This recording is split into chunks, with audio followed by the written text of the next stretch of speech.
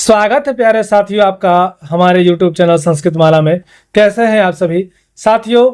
जैसा कि आप सभी जानते हैं, अभी हाल में ही नोटिफिकेशन हमें दिखाई दे रहा है बिहार स्टेट का। ठीक है, तो हम आज इसी टॉपिक पर बात करने वाले हैं, बिहार STET के बारे में, और इसका क्या सिलेबस है और आपको किस प्रकार से इसकी तैयारी करनी है और किन किन बातों को ध्यान रखना है। मैं आपको जो तरीका बताऊंगा, जो स्ट्रेटजी बताऊंगा, वो अपना मैं बताऊंगा जो मैंने जैसा तैयारी किया। और इससे पहले भी मैंने आपको BPSC 4 के बारे में बताया था। जैसा कि आप लोग इंतजार भी कर रहे थे BPSC 4 का कि कब BPSC 4 आए, आप लोग फॉर्म फिल करें, लेकिन अचानक से क्या है, ये बिहार स्टेट आपके सामने दिखाई दे रहा है अभी। तो चलिए अब जो है उसके सामने हम वो तैयारी करते हैं। कई बच्चे तो बहुत ही खुश होंगे क्योंकि जो STET नहीं दिए थे या जो क्वालिफाई नहीं कर पाए थे, वो इस बार इनका मौका है। लेकिन जो बच्चे क्वालिफाई कर चुके थे और जो अभी BPSC का एग्ज़ाम देने वाले थे, जो BPSC 4 भरते, लेकिन ये अचानक से बिहार स्टेट आ गया है, तो तैयारी आपको कैसे करनी है इसके बारे में आपको बताने वाला हूँ। आप लोग पूरी वीडियो देख के जाइएगा और मैं ये तरीका आपको बताऊँगा जिससे आपको ध्यान रखना है कि ये गलती आपको नहीं करके आना है, क्योंकि अब वो वाली बात नहीं है जैसे TRE 1 हुआ, फिर उसके बाद 2 और उसके बाद 3। ठीक है, लेकिन अब क्या है, जो सिलेबस चाहे BPSC का हो या बिहार STET का हो, बहुत ज़्यादा हार्ड कर दिया गया है। ठीक है, बहुत आपको पढ़ के जाना पड़ेगा। ऐसा नहीं है कि पहले जो बहुत सरल सरल प्रश्न आए थे शुरू में, मैं ये चीज़ आप मानता हूँ, और आप भी अगर देखे होंगे तो आपने भी ये गौर किया होगा कि बहुत सरल प्रश्न थे, आपको लगेगा कि हम कर ही लेंगे। लेकिन इस बार जो पिछला बार जो STET हुआ था, बहुत ही हार्ड पेपर आया था, तो इस बारे में हम लोग आज बात करेंगे। तो सभी लोग चैनल से जुड़ जाइए, चैनल को कर लीजिए सब्सक्राइब। हम बात करेंगे आज बिहार स्टेट का जो संस्कृत का जो सिलेबस है, उसको हम आप लोग आपके सामने में डिस्कस करने वाला हूं। तो चलिए करते हैं, क्या है सिलेबस, जानते हैं सिलेबस के बारे में। चलिए साथियों, मैं अब आपको सिलेबस बताता हूं। साथियों, जो बिहार स्टेट का जो सिलेबस है, चाहे वो आपका पेपर 1 हो या पेपर 2 हो, ठीक है, दोनों का ही सिलेबस एक जैसा ही है। लेकिन ये है कि पेपर 1 में थोड़ा सा लेवल 1 तक ही पूछा जाता है और पेपर 2 में थोड़ा हार्ड पूछा जाता है। लेकिन ये ऐसा कह नहीं सकते कि पेपर 1 में सरल पूछा जाएगा और पेपर 2 में क्या है, कठिन पूछा जाएगा, क्योंकि कभी भी सिलेबस बदल लेते हैं लोग, कभी भी कोई सा भी प्रश्न पूछ लेते हैं। मैं पिछली बार का अपना अनुभव बता रहा हूँ। जब मैं बिहार स्टेट का क्या है पेपर 2 पेपर देने गया था, मैं पूरा सिलेबस कवर करके गया था, लेकिन जो प्रश्न पूछ रखा था वो था पूरा नेट का प्रश्न था। ठीक है, वो सारा नेट का बिल्कुल कॉपी पेस्ट प्रश्न था वो।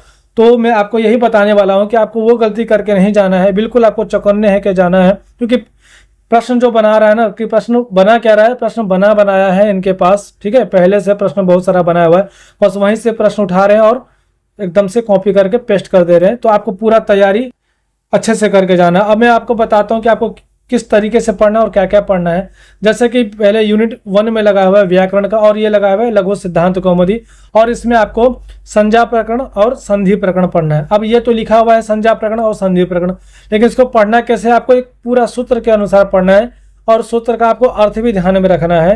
क्योंकि प्रश्न जो अब जो पूछ रहा है वो उदाहरण देकर सूत्र पूछ दे रहा है, और सूत्र देकर फिर क्या है, उदाहरण पूछ दे रहा है। तो ये आपको दोनों तरीके से आपको पता होना चाहिए। अब ये बात करूं मैं रामायण और महाभारत और पुराण के बारे में, तो रामायण महाभारत पुराण से आपको इस प्रकार से तैयारी करना है। इसमें क्या है, पहले तो आप रामायण हो या महाभारत हो या पुराण हो, इसका एक बार विषय वस्तु एक बार अच्छे से स्पष्ट कर लीजिए कि रामायण में कितने कांड हैं और किस कांड में कौन सा विषय है, फिर महाभारत में क्या कितने पर्व है, तो सारा आपने एक बार इसको याद कर लीजिए। और उसके बाद किस पर्व में कौन सा विषय दिया गया है, सारा ये भी याद कर लेना है। फिर पुराण के बारे में कुल कितने पुराण है, किस पुराण में किस चीज़ का चर्चा किया गया है। लेकिन एक बार क्या है, पूरा विषय वस्तु तो आपको पता होना ही चाहिए, क्योंकि प्रश्न अब ऐसे ही पूछ रहा है, क्योंकि वो इस प्रकार से प्रश्न बना रहा है विद्यार्थियों कि आपको विषय वस्तु इसके बारे में है कि नहीं। पहले TRE 1 और 2 या 2 तक ही बात करें तो पहले पूछा जाता था भाई रामायण के लेखक कौन है, इसमें कौन सा रस का प्रयोग किया गया है, महाभारत में कुल कितने पर्व है। ठीक है, एकदम सरल सरल। लेकिन अब पर्व वगैरह ऐसा कुछ नहीं पूछ रहा है, किस पर्व में कौन सा विषय वस्तु किस पर्व से जुड़ा हुआ है, ये अब पूछा जा रहा है। तो इसको आपको बिल्कुल गहराई से डिटेल में पढ़ना है। अब बात करें संस्कृत साहित्य में, तो साहित्य में क्या है, आपको महाकाव्य, नाटक, गद्य, कथा साहित्य, गीति काव्य और काव्य शास्त्र, ये आपको पढ़ के जाना है। मतलब इसका आपको पहले सामान्य परिचय देख लेना है कि महाकाव्य क्या है, महाकाव्य कितने महाकाव्य है, नाटक की क्या परिभाषा है, गद्य किसे कहा जाता है, कथा साहित्य क्या है, गीति काव्य क्या है, काव्य शास्त्र क्या है, काव्य का प्रयोजन, ये सब लगभग ये सामान्य तो आपको देख के ही जाना है। ठीक है। अब विशेष की बात करें यूनिट 4 में, तो देखिए पद साहित्य के बारे में दिया गया है इसमें। तो मेघदूत का जो है क्या, पूर्व मेघ, ठीक है, ये तो कालिदास का लिखा हुआ है। अब ये आपसे ये भी नहीं पूछेगा कि मेघदूत किन की रचना है, कालिदास की, इतना सरल प्रश्न अब नहीं पूछ रहा है। ठीक है, पहले पूछा गया था, ये मैं नहीं कह रहा हूँ कि ऐसा नहीं आया प्रश्न, पहले पूछा गया था, बहुत सरल प्रश्न पूछा गया था। कादम्बरी के लेखक कौन है, शेक्सपियर, वो आसानी से आप कर लेते।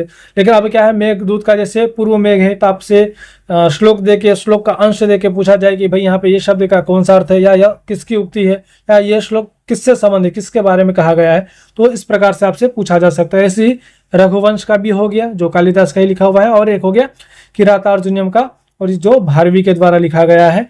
तो ये भी आपको देख के जाना है कि किरातार्जुनीयम जो रघुवंश है, मेघदूत है, वो किस ग्रंथ का उपजीव्य काव्य है, किस ग्रंथ से लिया गया है, किस ग्रंथ पर आधारित है, और कौन से पात्र का क्या कथन है, ये आपको अच्छे से देख के जाना है। ये तीनों में बता दिया हूँ आपको।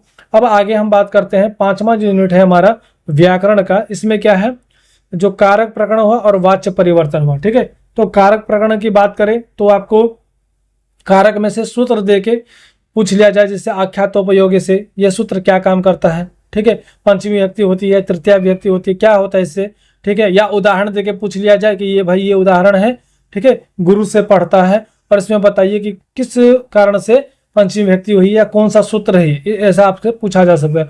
वाच्य परिवर्तन में क्या है, आपको कर्तृवाच्य दे दिया जाएगा, कर्मवाच्य में बदलना है, या कर्मवाच्य ही दे दिया जाए और उसमें धातु का अलग से दे दिया जाता है। ठीक है, जैसे सर्व धातु के यक से यक प्रत्यय होता है, तो यक प्रत्यय लगा के आपको कौन सा धातु बनेगा, ठीक है, या क्री धातु ले लीजिए, क्रियते बनेगा या कुर्वते बनेगा, कैसे रूप बनेगा, मतलब आपको रूप भी याद होगा, तभी तो आप वाच्य परिवर्तन कर पाएंगे। ठीक है, तो आपको मैं बता दिया कि कारक प्रकरण और वाच्य परिवर्तन, ये अच्छे से आपको पढ़ लेना है।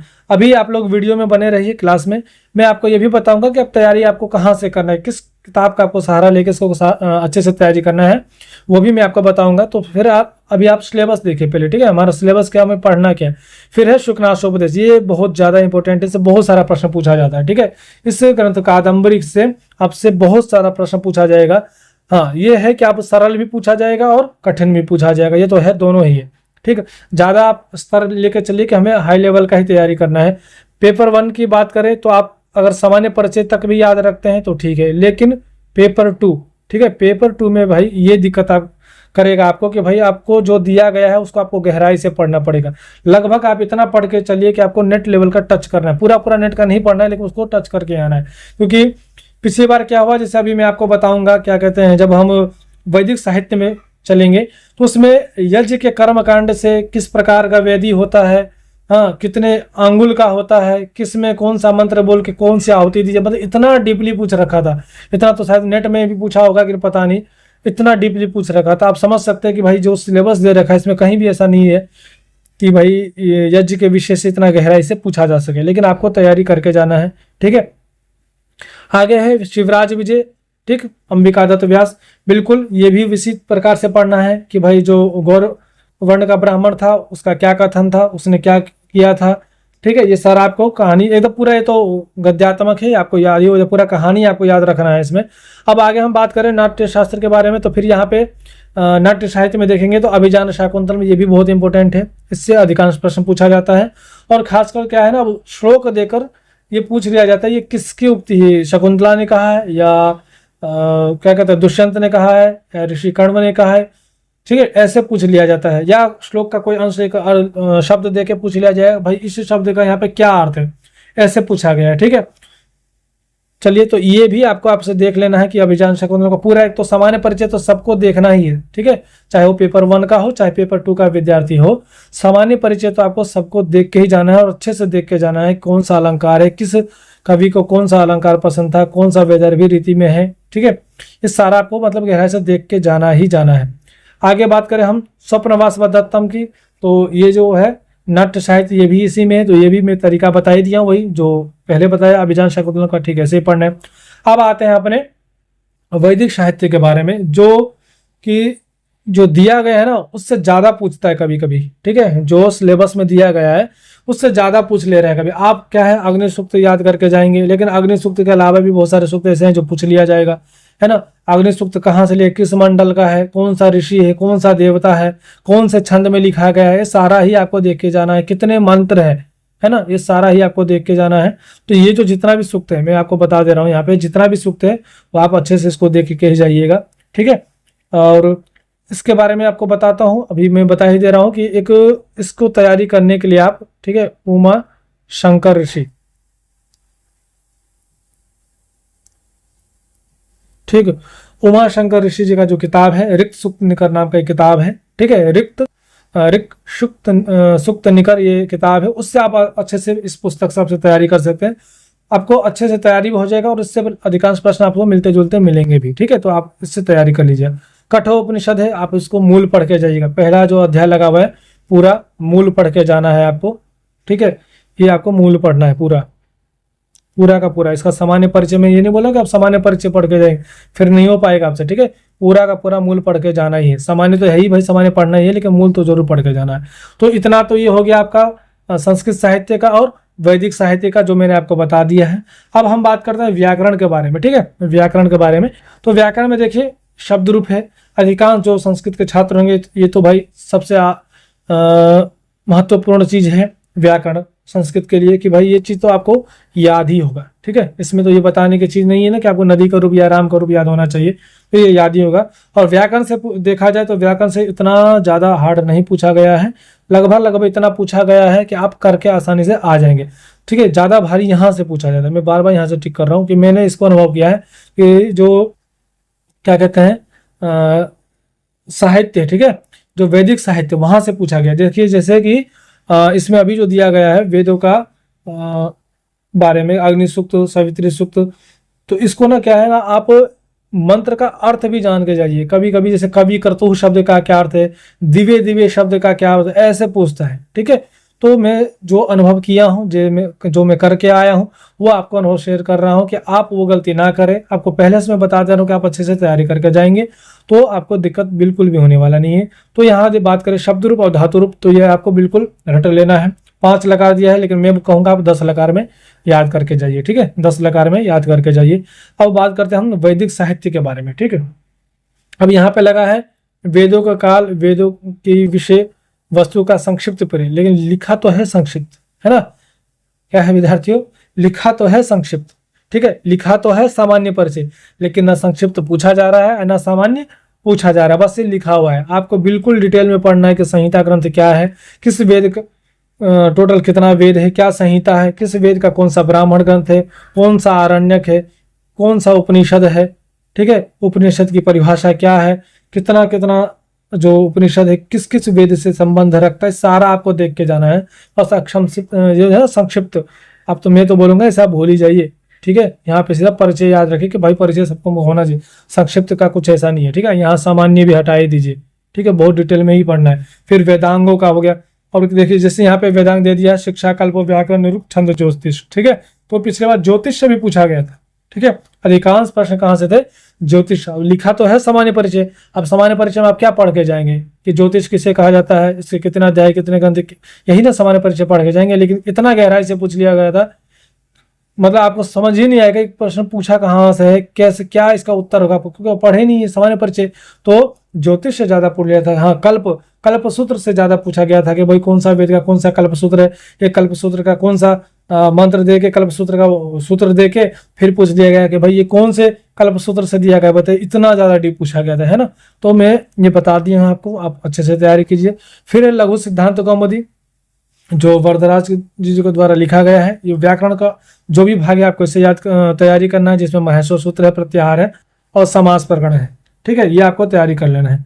अब आइए, अब बात करते हैं काव्य दीपिका। तो यहाँ ये है जी, बिल्कुल ये यहाँ से तो पूछा जाता है। काव्य दीपिका जो है, जो श्री कांति चंद भट्टाचार्य जी के द्वारा लिखा गया है, तो ये मैं बता दूं आपको, यहाँ से प्रश्न जरूर पूछा जाएगा आपको, ये सिलेबस में दिया गया है और बिल्कुल यहाँ से पूछा जा रहा है, ठीक है। जिसमें आपको काव्य लक्षण हो गया, काव्य प्रयोजन देख लेना है, आपको काव्य भेद देख लेना है, शब्द शक्ति देख लेना है, काव्य का गुण और काव्य का रीति देख लेना है। और काव्य दीपिका जब आप पढ़ेंगे तो वहाँ पे काव्य दीपिकाकार का अपना भी मत है और आचार्य विश्वनाथ जी ने क्या कहा है उनका भी मत है, तो आप दोनों मत देख के चलिए, ठीक है। थोड़ा सा दोनों का ही देख लेना है आपको। अब अलंकार की बात करें तो जो भी अलंकार इसमें दिया गया है वो सारा आपको देख लेना है। जैसे हो गया अनुप्रास, यमक, उपमा, अनन्वय, रूपक, संदेह, अपहनुति, उत्प्रेक्षा में जैसे आपको घेरा लगा दूं वो अलंकार पर ज्यादा ध्यान दीजिएगा। देखिए जैसे हो गया, आपको अंडरलाइन कर रहा हूँ, ठीक है, आप देख लीजिएगा, इस पे ज्यादा ध्यान रखें। अनुप्रास, यमक, उपमा, रूपक, उत्प्रेक्षा, और इधर बात करें तो हम इधर और अर्थांतरन्यास और विशेषोक्ति, ठीक है। इन जो भी अंडरलाइन में किया हो इसको तो आपको बिल्कुल गहराई से देख के जाना है। ये तो भाई कॉमन है कि ये पूछना ही है, ठीक है। और अलंकार के बारे में पूछ ले तो पूछ ले, आपको देख के तो सारा ही जाना है, लेकिन इस पे ज्यादा ध्यान रखना है ना। अब वो बात करते हैं छंद के बारे में।